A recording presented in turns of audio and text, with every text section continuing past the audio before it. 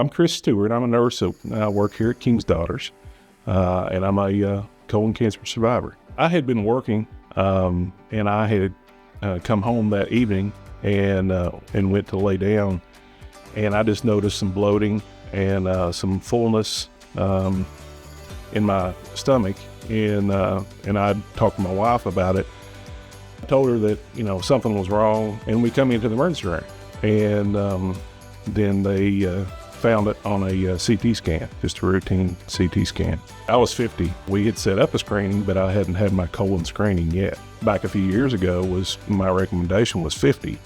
They had changed it since then. Now the recommendation's 45 without a family history. And when I was diagnosed, it was already at stage 3 and beyond. It wasn't quite a stage 4 because it hadn't metastasized to anywhere else or hadn't moved to anywhere else, but it was beyond the stage 3 when they found it. I had my surgery, which they removed part of my colon, and then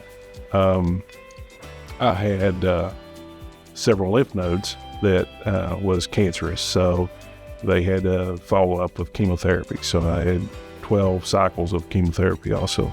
I had no family history. That's one thing that, really shocked and surprised me because, like I said, the recommendation now is 45, but back then it was 50. So I had always planned to have my screening at 50.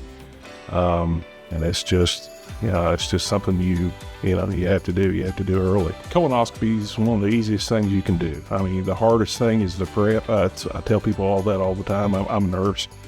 So I tell people all the time, the hardest thing is the prep. The test and test day is pretty easy in comparison to having surgery, having chemotherapy, having all the things that I had to go through. So I would say get your screening early. Talk to your doctor about their recommendations as far as when to get it, and then follow those recommendations and follow up with your colonoscopy.